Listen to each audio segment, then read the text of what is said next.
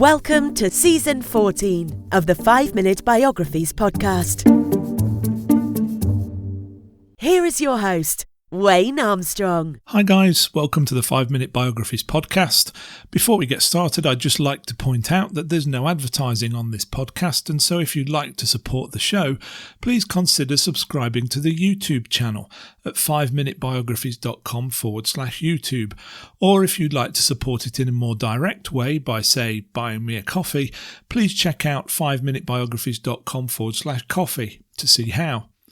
Also, don't forget to take a look at our sister show, 5 Minute History, at 5minutehistory.com. And if you'd prefer to hear the podcast in Spanish, please check out 5minutebiographies.com/Spanish. Right, with that all being said, let's get on with the show and episode 2 of season 14, Kurt Cobain.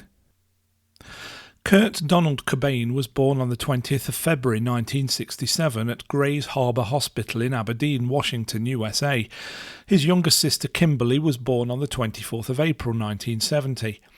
The Cobain's ancestors were shoemakers who emigrated to the USA from Carrickmore in County Tyrone, Northern Ireland in 1875, although his mother Wendy was a waitress and his father Donald was a car mechanic. There was music in the family though, as his uncle Chuck was a member of a band called the Beachcombers, and his aunt, Mary Earle, played the guitar and was a member of various local bands.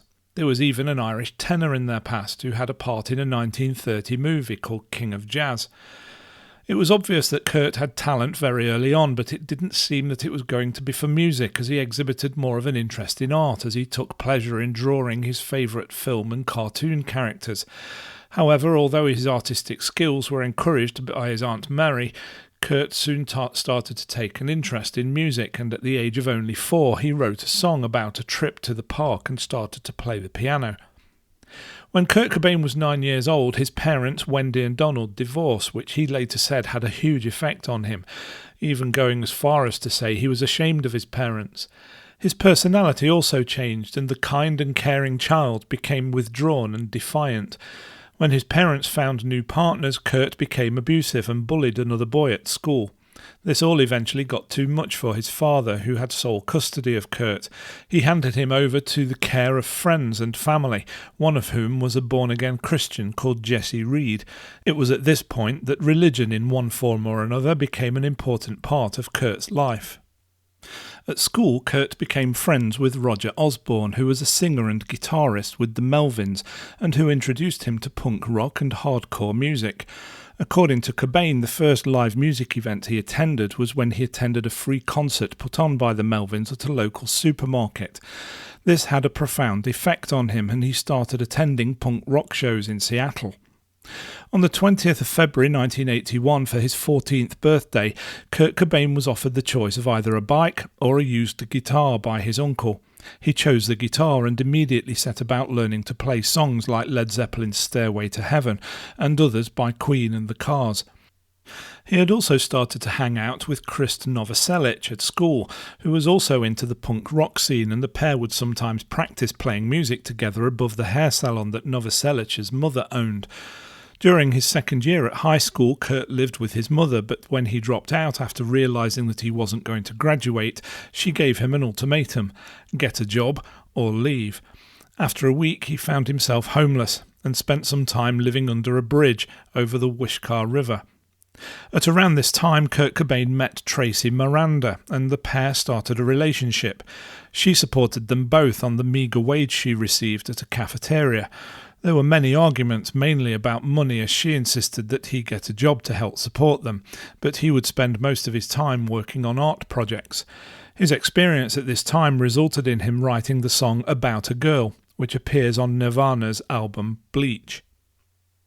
After Kurt Cobain and Tracy Miranda split, he started seeing a riot girl punk called Toby Vale, who was a member of the band Bikini Kill.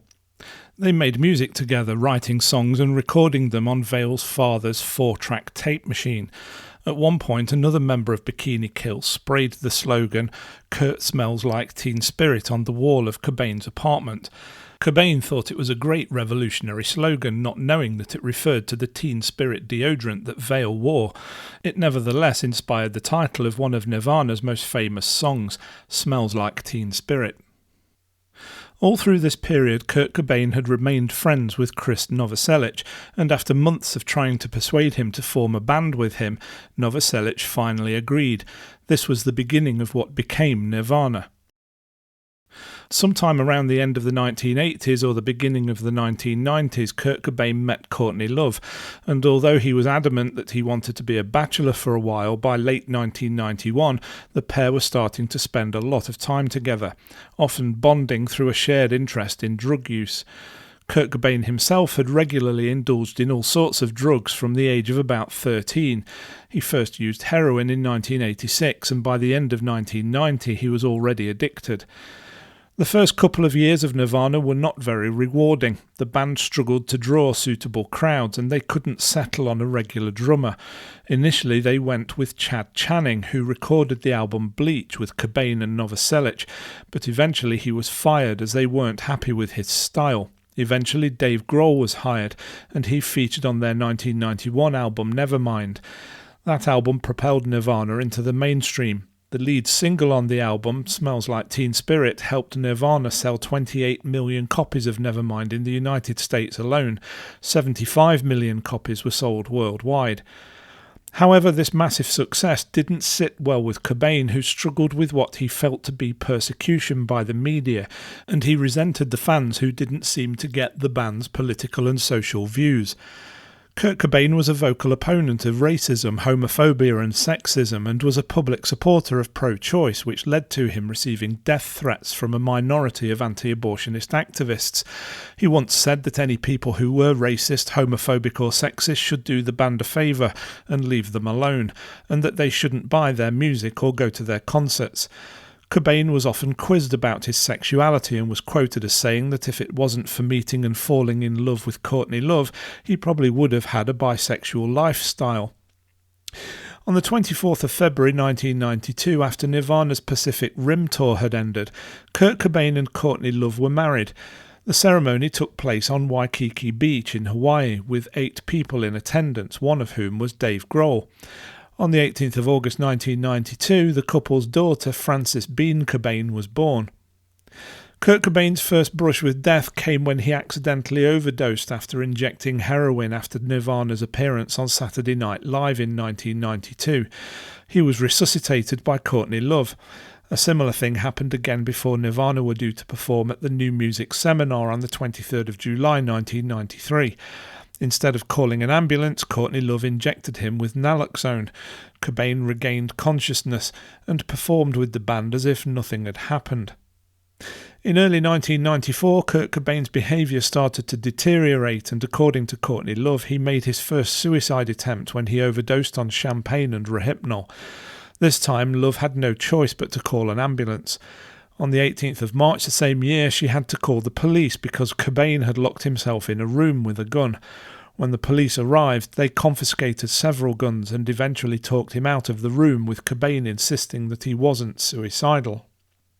Eventually, Courtney Love arranged an intervention because of Cobain's excessive drug use, and he checked into the Exodus Recovery Centre on the 30th of March 1994. He spent the night playing with his daughter and acting normally, although the staff at the centre were not aware of his previous negative state of mind. The following night, he said he was going out for a cigarette and climbed a 6-foot fence, took a taxi to the airport and flew back to Seattle. Over the next few days, he was spotted in various locations around Seattle, although most of his friends and family didn't have a clue where he was, and Courtney Love even hired a private detective to find him. On the 8th of April, Kurt Cobain's body was found by an electrician who had come to install a security system at Cobain's Lake Washington Boulevard home.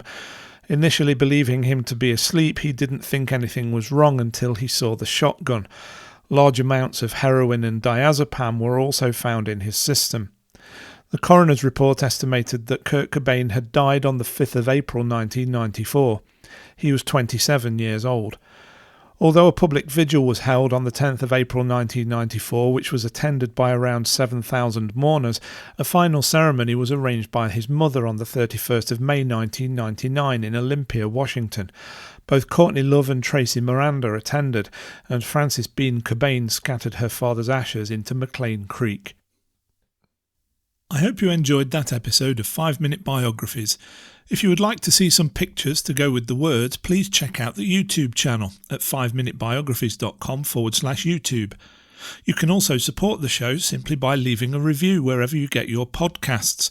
But if you would like to support the show more directly by, say, buying me a coffee, please take a look at 5minutebiographies.com/coffee to see how. Thanks for listening, and I'll see you next time. Thanks for listening to the 5 Minute Biographies podcast at www.5minutebiographies.com.